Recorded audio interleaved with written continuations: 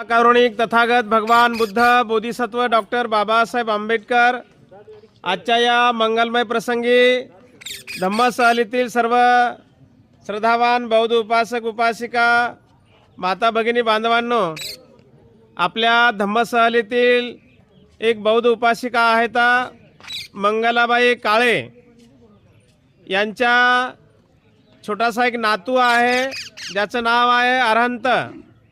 त्यांनी बघा धम्माच्या अनुषंगाने त्यांनी नाव ठेवलेलं आहे आपल्या नाताचं अरहंत।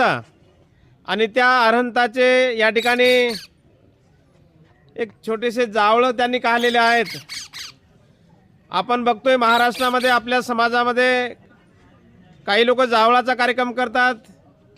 जावळं कोणी देवाच्या नावानं देवाजवळ जाऊन काही लोक कंदोरी करून जावळं काढतात, परंतु यांनी बौद्ध धर्माच्या विनयाला अनुसरून बुद्ध बाबासाहेबांची पूजा करून वंदना परित्राण पूजा घेऊन धार्मिक पद्धतीने त्यांनी केश कर्तन विधी केलेली आहे। आणि त्या केश कर्तन विधी केल्यानंतर जे काही केस आहेत ते त्यांनी इकडे तिकडे कुठेही न सोडता त्यांनी पवित्र ठिकाण, आज बौद्ध धर्मातील महत्त्वपूर्ण 4 ठिकाणं आहेत, त्या ठिकाणी 4 ठिकाणापैकी एक लुंबिनी वन, जसं की लुंबिनी, बुद्धगया, सारनाथ, कुशीनगर हे 4 महत्त्वाचे ठिकाणं आहेत। या 4 ठिकाणाच्या पैकी एक महत्त्वाचं ठिकाण आहे ते लुंबिनी। आणि त्या लुंबिनी या ठिकाणी त्यांनी आपल्या नाताचे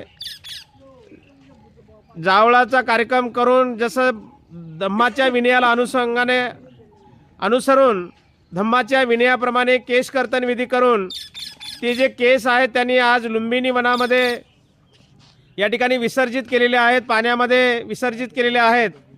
मंगलाबाई काळे यांचा आदर्श आपण घेणं अत्यंत सर्वांनी महत्त्वाचं आहे।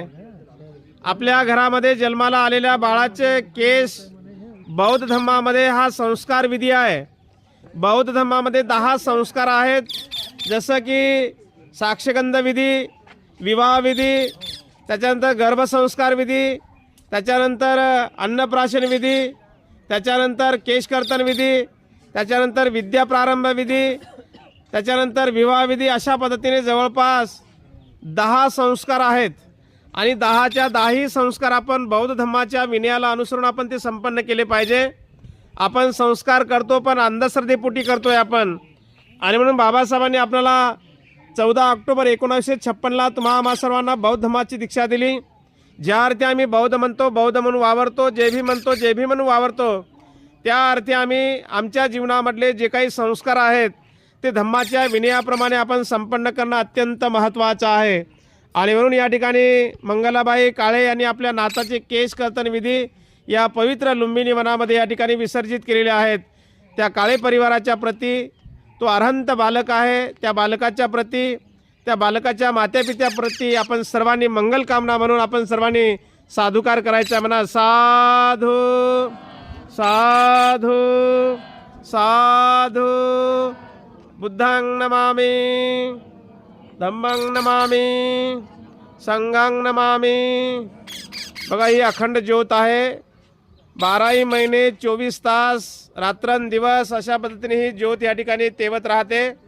आणि या ठिकाणी आपण सर्व लुंबिनीच्या परिसराला भेट देऊन, मेन टेम्पलला भेट देऊन या ठिकाणी पुन्हा आपण या ज्योतीजवळ आलेलो आहोत।